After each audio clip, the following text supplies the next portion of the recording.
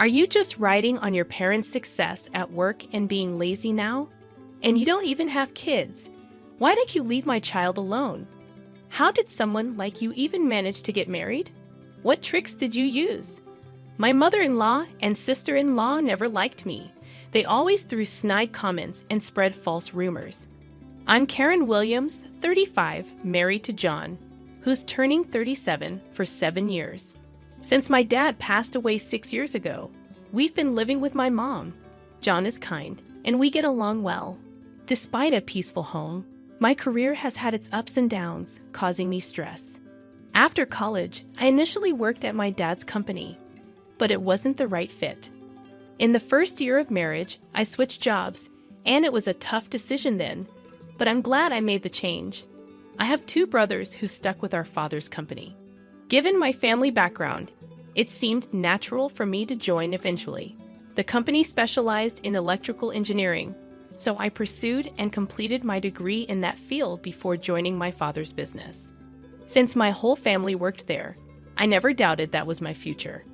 When I started, there were rumors that I got the job because of my father, which hurt.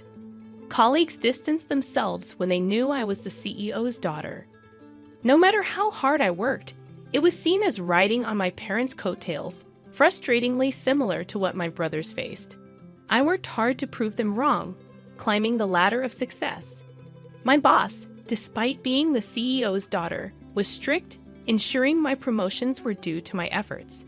However, achievements were tainted with accusations of favoritism, which got me down. After 3 years, I met my husband at work, disliked by female staff due to his competence, personality, and substantial income. We had met before at bookstores and libraries, chatting occasionally. It was a surprise when we ended up working together. Our shared love for reading quickly blossomed into a relationship, causing jealousy and gossip among my coworkers. During our time together, I met my husband's family, but my mother-in-law and sister-in-law disliked me. They'd make snide remarks about my supposed easy life and job privileges due to my father. They believed I coasted through life on my parents' success, enjoying a high salary because of them. However, my father, despite being kind-hearted, is strict at work and doesn't mix personal matters with business. He doesn't play favorites just because I'm his child. If I didn't have the skills, he wouldn't have hired me. I respect my father's judgment, and it frustrates me when others belittle it unreasonably. My mother-in-law and sister-in-law, especially the latter, criticize me for supposedly riding on coattails and resent my close relationship with my husband. They question how someone like me got married, implying I used tricks. My sister-in-law, dressed impeccably in high-end fashion, turns heads, but her sharp personality leads to short-lived romances. I later learned she confessed her feelings to my brother in college, but was turned down. During a family gathering, they recognized each other, and my brother shared this story with me. As his sister, I know he's earnest, hardworking, and considerate, with a flair for fashion that makes him popular with the ladies. My sister-in-law's frustration from being rejected seemed to make her harsher towards me. So, I decided to maintain some distance, especially when it was just my mother-in-law and sister-in-law around. Whenever I visited my in-laws and had tea, it tasted strange, as if something had been added intentionally. It wasn't obvious, but it seemed like my mother-in-law was serving unpleasant food to harass me. Initially, I thought it might be my imagination, but when she smirked and ridiculed me for not appreciating the taste, I realized it was deliberate. Both of them were always sour or mean, even when I tried to be friendly in front of others. I learned to navigate around them to avoid their snide remarks. When it came to the food at my in-laws, I politely ate as little as possible to avoid being rude. If you ask whether I lived happily after marrying my husband, I'd say not quite. Despite a good relationship with my husband, marriage brought more gossip at work. The workplace gossip got worse than when we were dating, and the ongoing harassment and sarcasm from my mother-in-law and sister-in-law gradually drained my spirit. While I found my work rewarding, the toxic environment made me question if this was okay. Contemplating my future more and more, my father's passing, and my brother becoming the CEO led to gossip about me being the CEO's sister. Already shocked by my father's death, my spirit was completely broken. I felt I could no longer work at the company, even though I had always imagined working there. Years of gossip and sarcastic comments had eroded my self-esteem, and I found myself crying easily without understanding the source of my sadness. I was truly at a loss. Seeing me in such a state, my mother and husband were genuinely concerned and took excellent care of me. With their support, I slowly began to recover and discussed my future with my mother. I had been considering trying a different job, but I felt like I lacked any special skills. Depressed, I voiced my concerns to my mother, asking if there was anything I could do. To my surprise, my mother said, "Karen, you've always loved reading and writing stories, haven't you? I think you'd be suited for a job that involves writing." Her words jogged my memory. It was true. I've always been an avid reader, excelled in liberal arts subjects, and enjoyed writing novels and poems. Encouraged by my mother, I started contemplating a career in writing. Upon reflection, I realized that a career in electrical engineering wasn't right for me. My mother had always advised me to choose a job I loved since my student days, but I didn't see it then. It seemed my mother understood me better than I understood myself. So, I decided to make a fresh start and aimed to become a novelist, starting my career in writing. Being a beginner was tough, and I was using up my savings every day. I faced my computer continuously, writing. Initially fueled by the desire to prove others wrong, I now worked hard for myself, finding it more enjoyable despite the challenges. I dedicated most of my day to crafting stories, and by the second year, I was earning about as much as an average office worker. In the fourth year, one of my novels won an award and got published, allowing me to sign a contract with a publishing house, ensuring a stable flow of work. By the fifth year, thanks to a hit novel, I was earning more than my husband. My novels were even adapted into comics and dramas, ensuring a steady income. The journey was tough, but working as a novelist made me realize that my previous jobs weren't the right fit for me. However, my success wouldn't have been possible without the support of my mother and husband. As for my mother-in-law and sister-in-law, they doubted my success when they heard I became a novelist, making snide remarks about leeching off my husband. After my father-in-law passed, their comments worsened. Working mostly from home, they called me a nerd due to our high-rise luxury condo, assuming my husband covered all expenses. They believed I didn't contribute financially, despite explaining that the condo was my inheritance, and I split living costs with my husband. They continued their comments behind his back, adding stress to the situation. They'd also made rude remarks about me not having children, which started at 30 and has become increasingly tiresome as I approached 35 without any expectations. I faced discomfort from two individuals despite repeatedly explaining work matters to them. Seeking advice from my mother and husband, I decided to address the situation early on, learning from past experiences. Apart from my mother, as the two were part of my husband's family and behaved decently in front of him, I conveyed things to him in the gentlest terms possible. I told him he didn't have to deal with those two, and I would handle meetings or communications with them. Understanding my emotional struggles during the backbiting period, he tried to minimize my interactions with them out of concern. Thanks to his support, the instances of being subjected to their snide remarks lessened, though there were still moments when their malice affected me. Knowing I had allies in my mother and husband helped me quickly bounce back. Regarding the issue of not having children, my mother, who had me at an older age, assured me there was no rush. She shared that I had been born later in her life, so there was no need to worry. I decided not to stress about it too much and wait patiently. Considering my workload, the negativity from those two, and the feeling of being rushed, I thought it wouldn't be the right time to have children. Despite occasional snide remarks from the two, my mental state was more stable than when I worked at the company.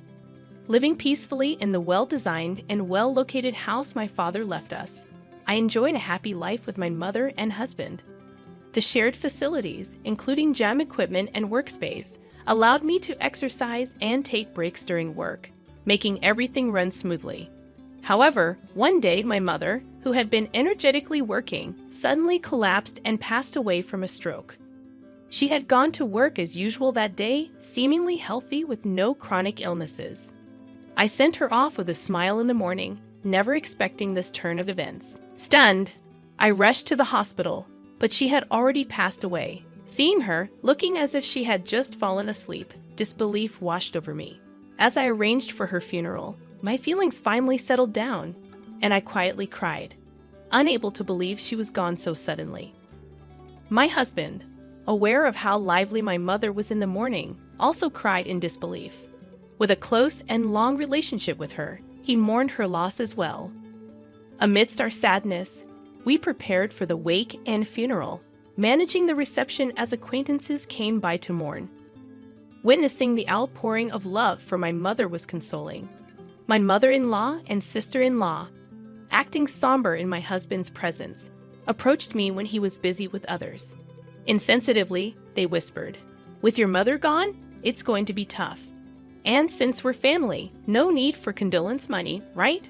I won't give a dime to a gold digger like you." Their lack of compassion shocked me, but before I could respond, my husband intervened, and they quickly pretended to be sad and left. Despite their audacity, I chose to focus on mourning my mother rather than dwelling on their rudeness. Back home after the funeral, grief overwhelmed me, and I felt listless. Memories of my mother flooded back, making the sense of loss unbearable. Despite the busy funeral preparations, the sorrow intensified once I returned home. The vibrant image of my mother made the grief even more poignant, and I found myself crying again.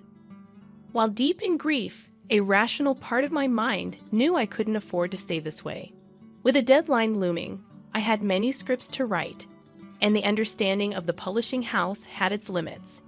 In honor of my mother's support for my career, I resolved to calm my grief and get back to normal.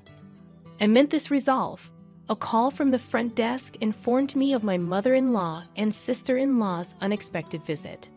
Uncertain of their intentions, I reluctantly decided to meet them, hoping for a distraction. As we went downstairs to greet them, puzzled by their sudden appearance, they announced, "We're going to be living in your house from today, so show us around, please. And since this is our home now, you, a stranger, need to leave right away." Stunned, we couldn't comprehend their words. Instead of discussing the matter elsewhere, they demanded a tour of the house immediately. Perplexed, my husband suggested heading to a nearby store for a discussion. However, they insisted on being shown around the house, causing a commotion that drew the attention of other residents. To avoid causing a scene, my husband persuaded them to go to a nearby diner. Over drinks, we listened to their absurd story, and the sheer ridiculousness of it all made my earlier sorrow momentarily vanish. They believed the high-rise condo belonged to my husband and insisted that, since my mother had passed away, we should all live together. My husband was bewildered by their absurd claims, seemingly growing angry, but he calmly began clearing up their misunderstanding. First off, that condo is Karen's, inherited from her father, not mine. And Karen's not unemployed. She has a job. I explained that I was the owner of the condo, which was part of my father's legacy, and that I was working as a best-selling novelist. However, they wouldn't accept it. A novelist? That's hardly a stable income. There's no need to defend her just because she's your wife, right? Defending her like that? Are you brainwashed or something? You'd better divorce her quickly. I even mentioned my popular works, but they dismissed it as a lie. What kind of upbringing allows someone to speak like that? Didn't your mother teach you anything? You'd be better off not telling such lies. Ridiculed about my mother and my work, I was getting steamed. I had been patient, but it was time to speak up. Just as I was about to open my mouth, my husband, who'd been explaining to the two unlistening people, lost his cool and burst out in anger. "Enough already. Stop talking nonsense. Don't you ever mock Karen." The two were taken aback by my husband's rare show of fury. "We've explained it time and again. How many times do I need to say it for you to get it? Karen isn't half-heartedly pursuing her writing career. With my husband's outburst, it seemed they finally began to realize that everything we had been explaining was the truth, and confusion set in. Okay, I get it. We're sorry. Let's live together then. I've already told my friends I'm moving into the high-rise condo. It's going to be embarrassing if I don't, so let us move in. Still, without sincere regret or a sorry attitude about wanting to live with us. Their approach didn't change. My husband, growing even angrier, declared, "There's no way we're living with you two. Just go back home." His rejection of them was even stronger. Panicked by his words, they began pleading with my husband to let them stay. We're in a bind here. We've already sold our family home and have nowhere to live. What? What do you mean? It turned out they had sold their house without telling us, assuming they could move into ours. They were already arranging to move and hadn't even looked for another place, starting to make wild claims out of desperation. So it's okay for you if your family left high and dry. Just let us stay with you. I quit my job thinking I was going to live in the condo. Their faces turned pale as they desperately implored my husband to let them stay in our house. My sister-in-law quit her job, it seems, and after constantly mocking me for being a nerd. It's pretty clear she was fully intent on leeching off my husband herself. And it's just plain rude, family or not, to show up unannounced like that. From the barrage of complaints to my husband, it was obvious they'd pegged me as the villain, imagining themselves as the hero saving my husband from me. That's why they thought it'd be a great idea to show up out of the blue, convinced my husband to kick me out, and then move in together, thinking he'd be thrilled about it. We'll take care of everything at home, so it's all good, right? We'd like to get a little something for doing the chores if that's okay. They claimed they'd do the housework, but also had the nerve to ask for an allowance. I was utterly taken aback by their shameless attitude. I was angry at them, sure, but more than that, I began to think getting mad at them was just a waste of energy. My husband started getting even angrier with their audacious behavior. If you're going to sell the family home, why wouldn't you say a word to me about it?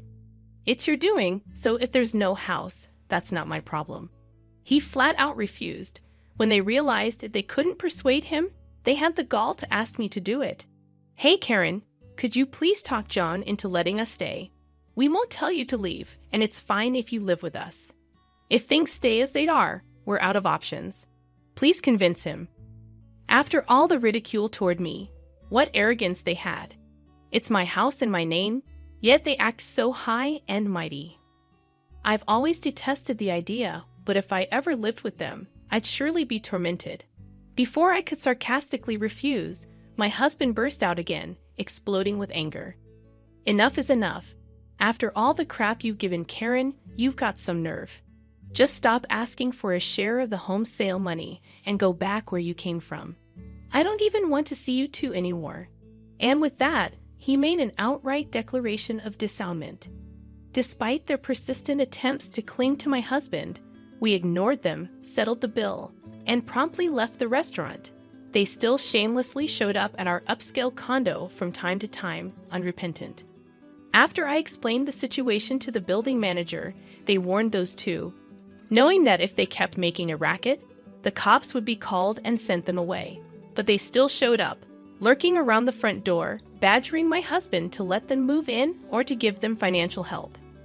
When my husband finally got fed up and threatened to call the police, they stopped coming around. Looks like he was serious about cutting ties.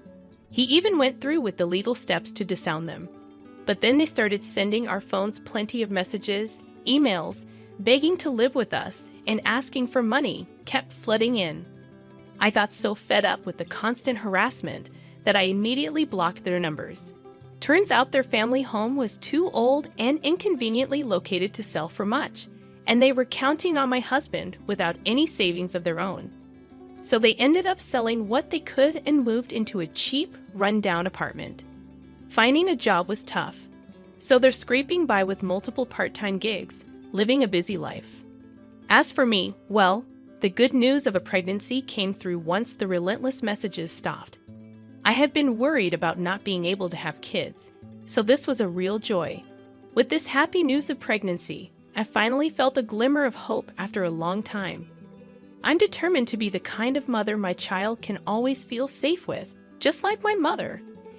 And while looking forward to the arrival of my baby, I continue to dedicate myself to my work.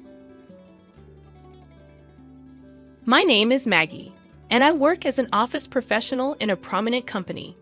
One day, fate led me to encounter a man named Scott, and our connection blossomed into a romantic relationship.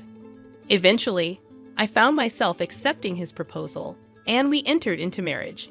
Initially, I believed that tying the knot with someone seemingly mentally stable like Scott would pave the way for a happy union.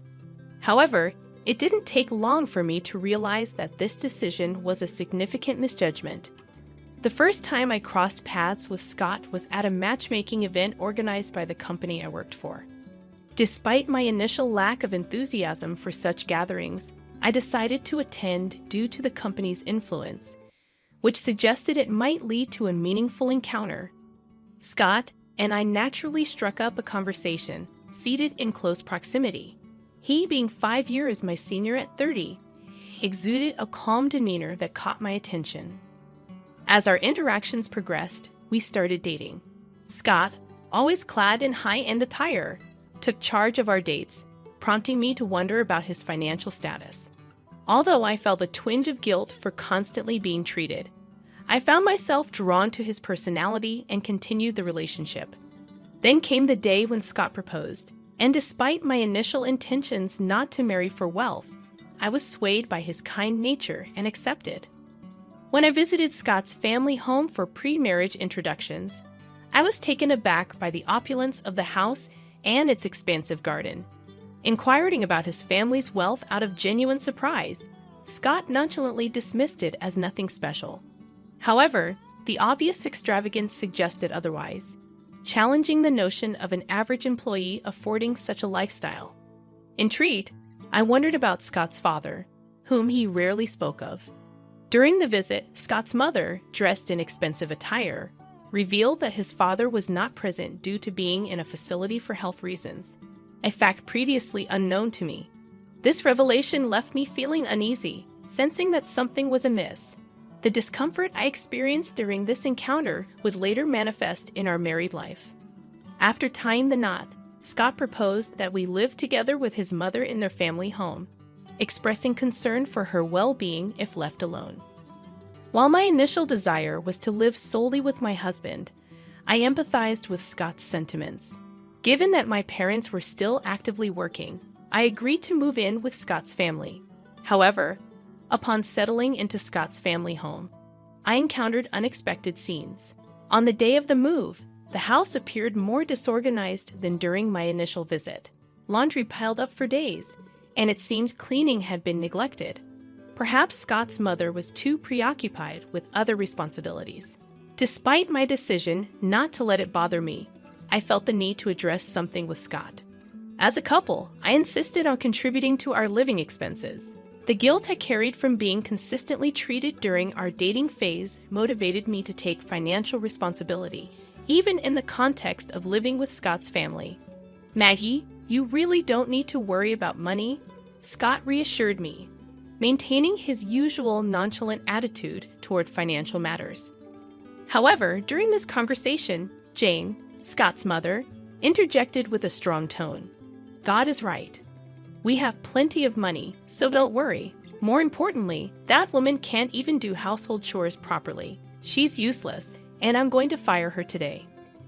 Her words took me by surprise, and I couldn't help but wonder who she was referring to. Scott clarified that she was talking about the housekeeper they had hired. Despite thinking that Jane could manage the chores herself, I refrained from voicing this thought aloud. Upon observing the housekeeper at work, she seemed efficient and capable. Contrary to Jane's disapproving glances and occasional sighs while snacking and watching TV, the housekeeper appeared diligent. I couldn't fathom what Jane disliked about her. To my shock, after the housekeeper finished her day's work, Jane abruptly fired her, throwing her last pay at her. Witnessing this harsh treatment left me perturbed. The housekeeper, visibly shocked, departed with tears streaming down her cheeks. Following her departure, Jane made a surprising announcement to me. "So, from now on, you're in charge of the housework." Okay. Upon learning that I was unilaterally assigned the role of housekeeper, anxiety consumed me. The fear of being exploited by Jane became a daunting reality the next day. She began imposing all household responsibilities on me, cooking 3 meals, managing laundry, cleaning everyone's rooms, and even tending to the garden. When I mentioned my daytime job to Jane, she casually dismissed it, instructing me to handle everything after returning home, including preparing lunch in the morning. Scott heard this but remained uninvolved, displaying an attitude as if it were all self-evident. Initially thinking it might be a jest, I soon realized Jane was serious. Consequently, I found myself embroiled in a daily struggle to balance my job and the mounting housework, while Jane continued to live a carefree life, indulging in luxurious hotel buffet lunches with friends. Scott, too, cruised around in a luxury car, leaving me perplexed about how they could afford such a lavish lifestyle. Even if Scott earned a substantial salary, the extravagant living of both mother and son seemed implausible. It was then that I recollected Scott's father, whom I had never met. Since marrying into the family, I had yet to greet him, and a desire to meet and converse with him grew within me. Inquiring about Steve's whereabouts, Scott responded indifferently, questioning the purpose of meeting his father. Despite Scott's disinterest, I felt it was a matter of courtesy to meet him at least once as a family. Without informing Scott or Jane, I decided to visit Steve's facility. Upon meeting him, Steve appeared understandably surprised. After all, no one anticipates their son's wife making a sudden visit. After the initial shock, Scott's father shared various untold stories with me. Steve's father had once operated a small shop, sustaining the family's livelihood. However, when he fell seriously ill, young Steve had to take over the shop. Recognizing the limitations of just running the shop, Steve believed in expanding the business for future survival. He ventured into managing restaurants and recycling shops, even going into debt to make it happen. This bold move turned out to be a massive success, providing a stable and substantial income. Now the extravagant lifestyle of Jane and Scott began to make sense. It was all thanks to Steve's entrepreneurial success. Hearing this insightful story directly from Steve shed light on the family dynamics and the source of their prosperity. I felt a deep sense of kinship with Steve as I learned more about his entrepreneurial journey. This connection arose because my own father, in his youth, had also run a successful business. It seemed that my father, like Steve, possessed foresight, anticipating the burgeoning era of information technology and uncommon insight at that time. My father diligently studied computers, eventually opening a shop specializing in computer peripherals and repairs. Although not as financially lucrative as Steve's ventures, it provided a comfortable life for our family. In light of these similarities, I felt compelled to share my genuine feelings with Steve, expressing admiration for the significant effort he had invested in expanding his business. Steve, blushing with a shy smile, responded modestly, attributing the success to his father. He acknowledged the foundational role his father played, emphasizing that their current life was a result of his father's vision. It became evident that Steve held deep respect and pride for his father, and in turn, I found myself feeling a similar pride for my own father. As our conversations continued, I developed a genuine affection for Steve. Frequent visits to the facility where he resided allowed our bond to grow stronger. During one of these visits, Steve confided in me about his discontent. He expressed gratitude for having a daughter-in-law like me, but lamented that Scott and Jane hardly visited him.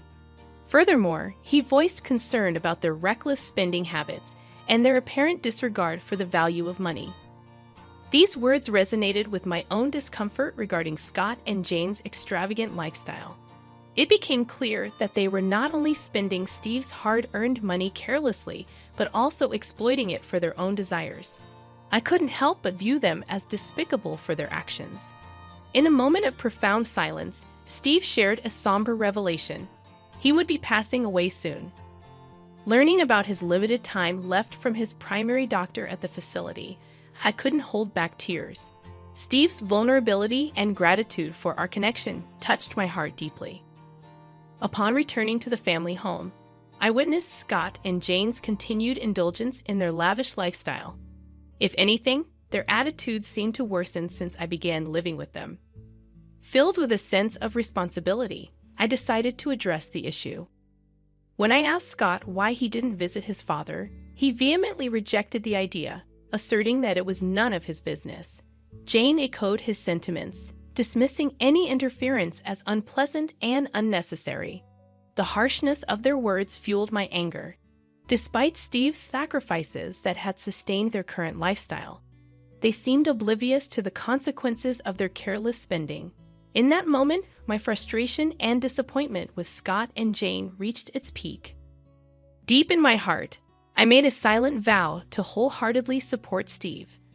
A few weeks after this incident, somber news arrived. Steve had passed away. Despite mentally preparing myself for such an inevitability, the reality of it brought forth uncontrollable tears. Strangely, Scott and his mother appeared far from saddened by Steve's passing. Instead, they seemed almost jubilant.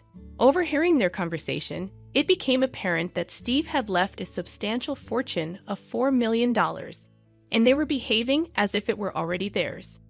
Their despicable behavior, consumed by greed, astounded me. Rather than mourning Steve's death, they were excited about the potential inheritance, expressing sentiments like, "Now we can live even better, and I'll quit my job too." Jane's shocking comment about holding a funeral just to secure the inheritance further revealed their callous nature. With a mocking laugh, she said to me, "Oh, that's right, Maggie. You don't need to come to the funeral. You're an outsider. Please don't get involved with us anymore." It felt as though she was insinuating that there would be no inheritance for me. There were no words to describe them beyond demons or devils. Realizing I couldn't endure staying in that house any longer, I reflected on my decision made a few days earlier when I visited Steve. He had hinted that his time was near, and understanding the uncertainty, I had spoken with him and bid my goodbyes. Calmly responding to Jane, I acquiesced, stating that I wouldn't attend the funeral. Turning to Scott, I handed him divorce papers. His surprise contrasted with Jane's almost pleased expression. Perhaps she believed that without the marriage, I wouldn't claim any inheritance.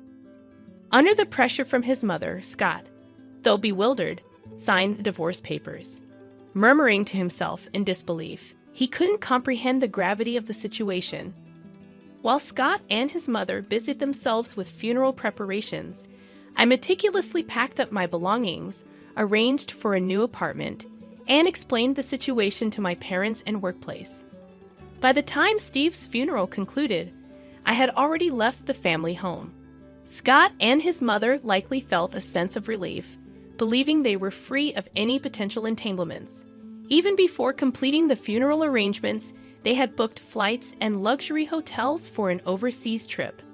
Little did they know, retribution awaited them. It began the day after I departed the family home when I received a call from Jane. Ignoring the calls due to being at work, I later discovered dozens of missed calls on my phone. Fearing what Jane might say, I continued to avoid her calls. As expected, their persistence escalated, with Scott joining the effort. In their desperation, they might contact my workplace or my parents. Anticipating this, I had already taken precautions. My parents had moved to the new apartment, creating a shield against any attempts to involve them in the unfolding drama. I rented a new place, keeping the address confidential from everyone, as expected. A few weeks later, Scott and Jane appeared at my parents' house. Anticipating their disruptive behavior, I had informed my neighbors to contact me if any disturbance arose. My intuition proved right, as they began asking around for my whereabouts, causing trouble for the neighbors. Upon receiving the updates, I immediately contacted the police, urging them to investigate the disturbance. The police swiftly arrived, delivering a stern warning to Scott and his mother, preventing them from approaching the family home area again. Although my parents occasionally returned for cleaning and chores, Scott and Jane didn't relent. They even went as far as visiting my workplace. However, I had already briefed the security guard at the entrance, informing them that I had resigned. Jane, undeterred, insisted on seeing me, deeming my resignation a transparent lie. Her persistence led the security guard to threaten police involvement, prompting her to reluctantly give up. Despite their relentless efforts, the relentless pair continued their search for me. They made incessant phone calls and even visited the city office in an attempt to discover my address. It was an utterly exasperating situation. However, they soon realized a crucial detail since Scott and I were already divorced. My surname had naturally changed. At the city office, they found no record under my new name. The desperation to find me stemmed from Steve's will. The day after I left the family home, Jane discovered the will, which explicitly stated that all of Steve's inheritance would go to me. Steve had made this decision during his lifetime, a reaction to Jane and Scott's selfish and unreasonable behavior. In light of their mistreatment, rejoicing at his facility admission, and neglecting to visit him, Steve chose to leave everything to the person who had cared for him, me. This inheritance included the family home, making it my property. However, as I didn't have a need for Steve's lands or properties, I decided to sell them immediately. This was a decision I had discussed with Steve while he was alive, and the arrangements had already been made with a real estate agent. Consequently, Jane and Scott had to vacate the family home. Scott, who had quit his job in anticipation of the inheritance, found himself unemployed, and his problematic work attitude ensured that the company readily accepted his resignation. The two, who had initially been excited about a $4 million windfall, found themselves with nothing. Unable to go on their planned overseas trip, they had to pay cancellation fees for booked flights and luxury hotels. Desperately seeking me, a year passed, and they seemed to have finally given up. Rumors suggested that Jane and Scott now lived in an old, modest apartment without a bath, barely making ends meet with day jobs. In contrast, I chose to donate the entire inheritance to charity. While accumulating wealth through hard work is commendable, true happiness doesn't always come with riches. I believed in saving only what is necessary and using the rest for the betterment of the world. These values were shared by my father, Steve, and me. Since I hadn't sought Steve's wealth, it felt wrong to keep it all. My decision was made after consulting my parents. Now free from the clutches of Jane and Scott, I live peacefully, respecting my parents, and cherishing the memories with Steve. I intend to continue living positively, holding these values dear. Feeling all proud and important over just $300. I don't really need that small amount. Smirking, my son and his wife looked down on me, throwing mean words. I've been helping them out for 10 years since they claimed they were struggling with money. Even though I noticed they never got stable jobs, I kept quiet and tried to find ways to assist. And this is the gratitude I get. Why did I ever think of helping them? I believed that someday they would recognize my efforts and change their attitude. But that day never came. Isn't that a straightforward answer? I can't help but be mad at them, laughing it off like it's not a big deal or it's just a few cents, after taking away 10 years of my time and savings.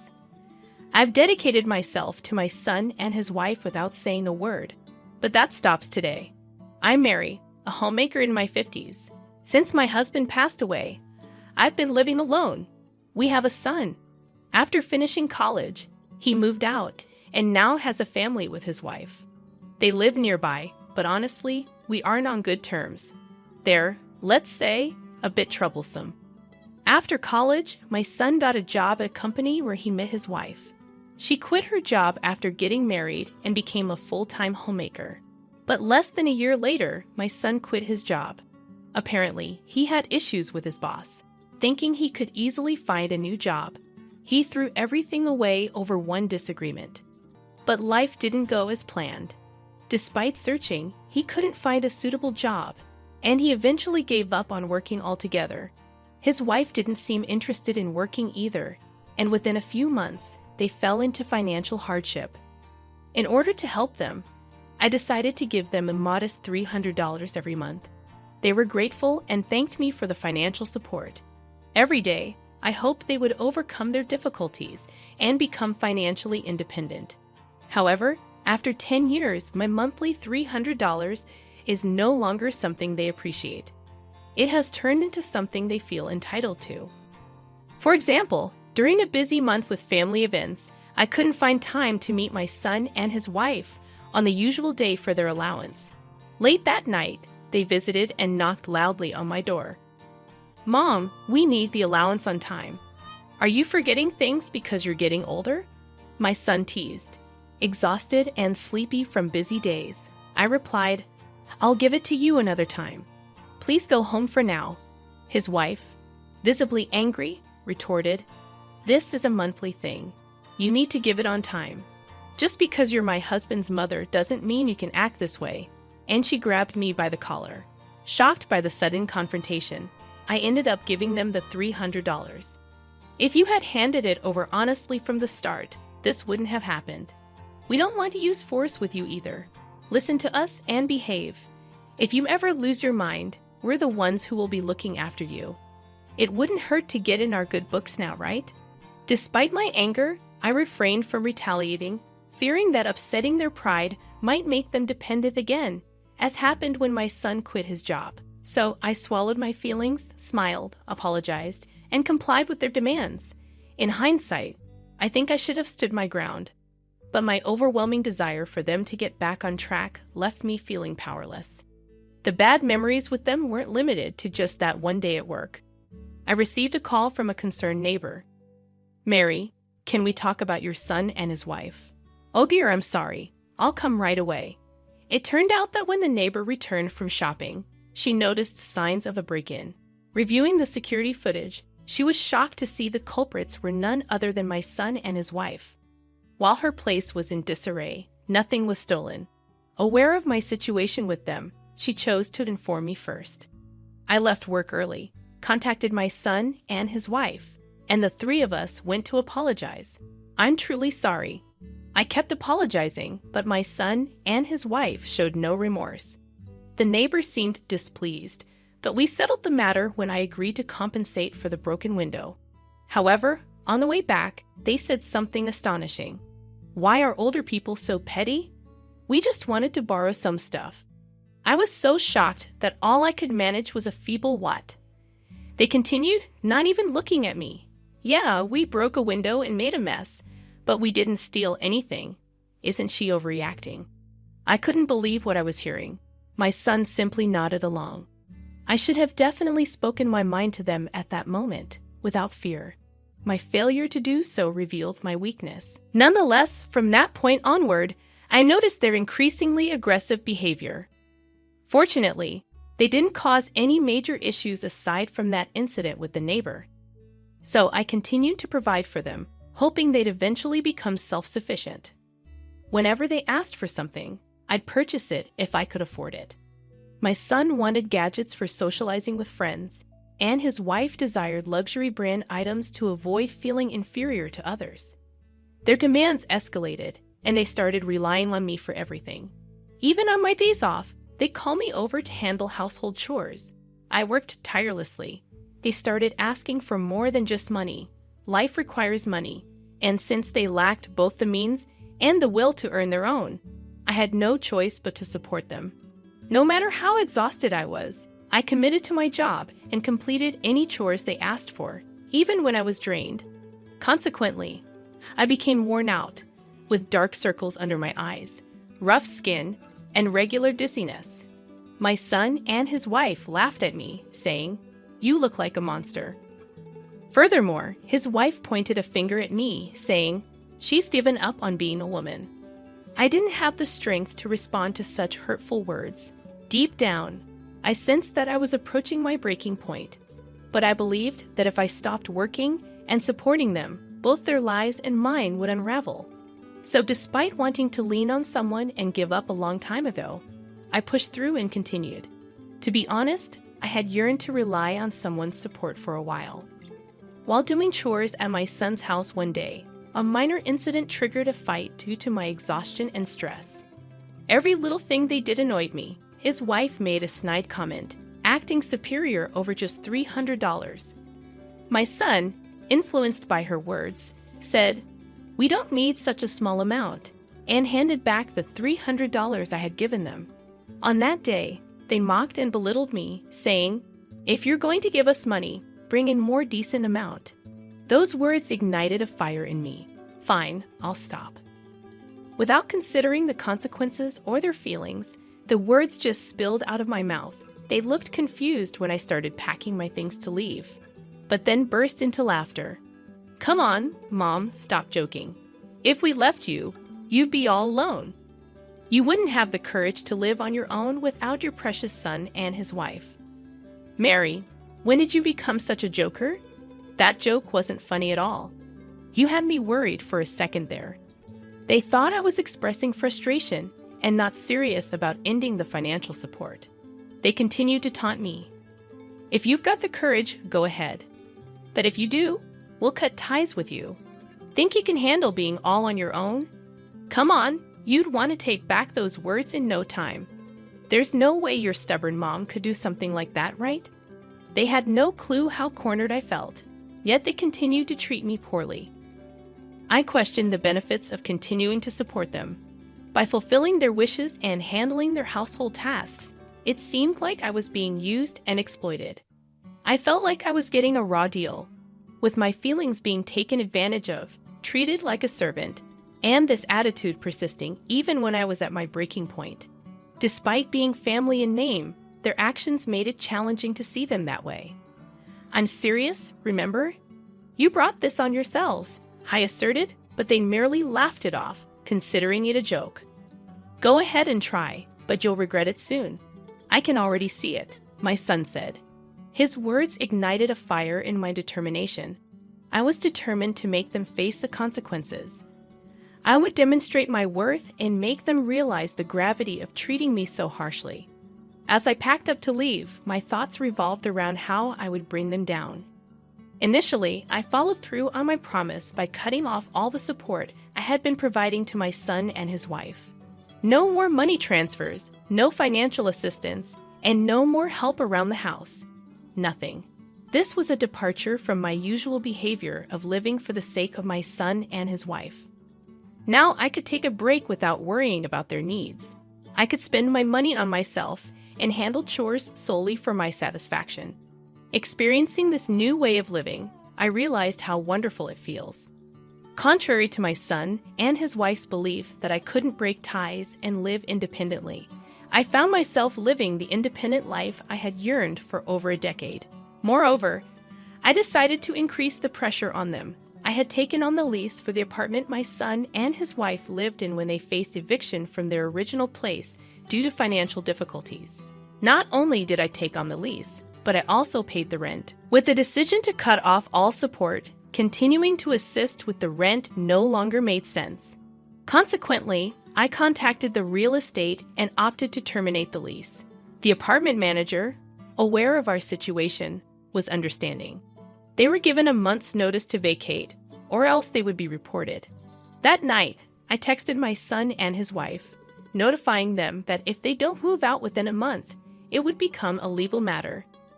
They read the message promptly, and within 5 minutes, my phone started ringing.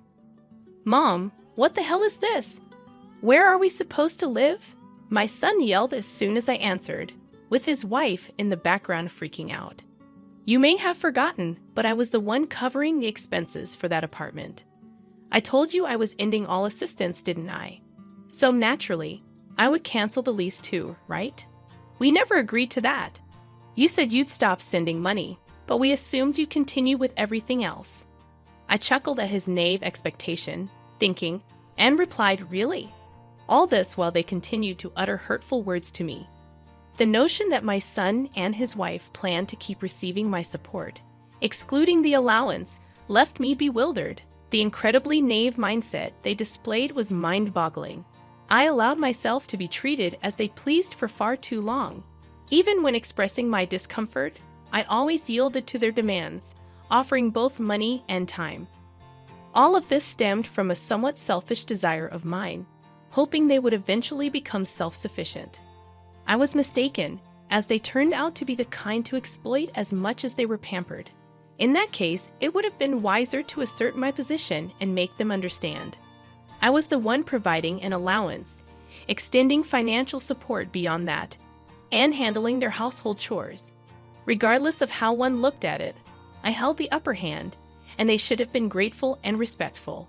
Instead, they treated me with complete disrespect, as if I were merely a servant, a tool, an ATM, using me at their convenience. To add insult to injury, they even laughed at me when I was at my breaking point.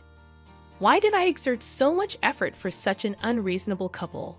Despite their unfair treatment, I kept silent and let them have their way.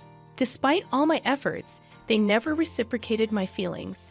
Only when I reached my breaking point did I realize how self-centered and disrespectful they truly were, and that they never really considered me as family. They might have seen me as a tool, but not as family, not even a little.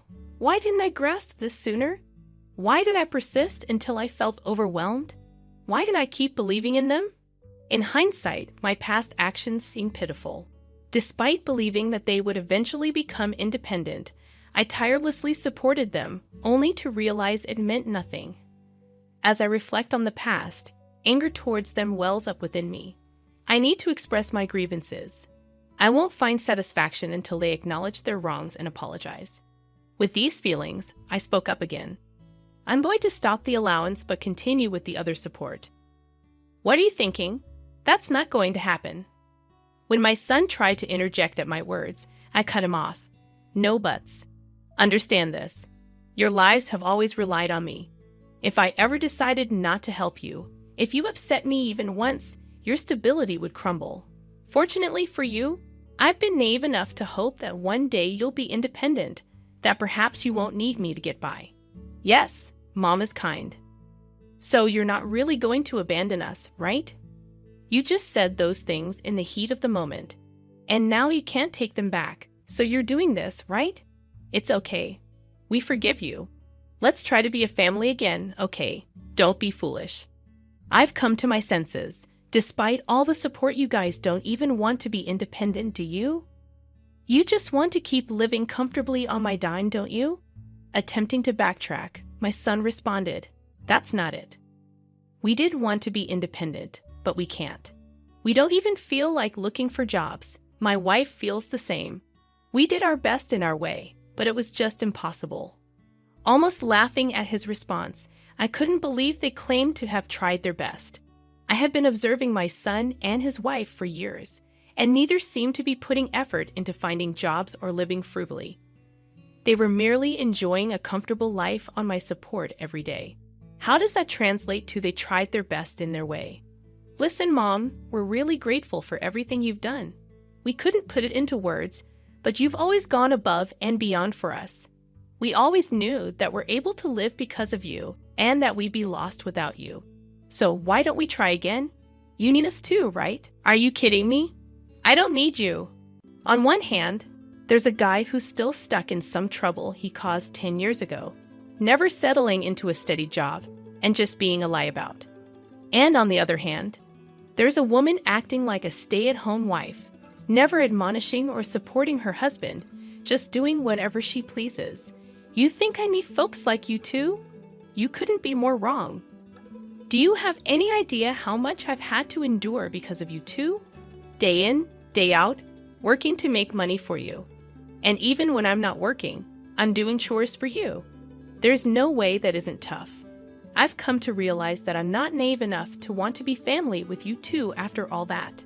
Don't say such harsh things, Mom. We need you. Without someone like you supporting us all the time, we'd. Despite my words, my son continued to assert his perspective, disregarding mine. Unsure of what to do next, I suddenly heard a shout like, "Give me that." And then his wife took over the call. Mary, to be honest, I've been frustrated with my husband's selfish behavior too.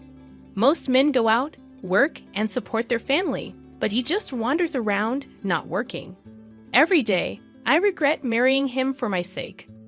I feel as wronged as you do. I'm a victim too. Please help me. Even if it's just me, I can't do this without you. Out of nowhere, his wife attempted to abandon him to save herself. Stunned by her audacity, she continued, "I'll do anything you need me to, whether it's housekeeping or anything else. Use me however you want. Please, Mary. Don't abandon me." After those words, I could hear the couple arguing again over the phone, struggling to control the call. Annoyed by the noise, I frowned, and it seemed like the phone got knocked out of hand and disconnected. Days passed without a call back from them. Apparently, their relationship deteriorated significantly after that incident, leading to their decision to divorce and go separate ways. They blamed each other and even fought over money. The dispute continued until they finally got divorced.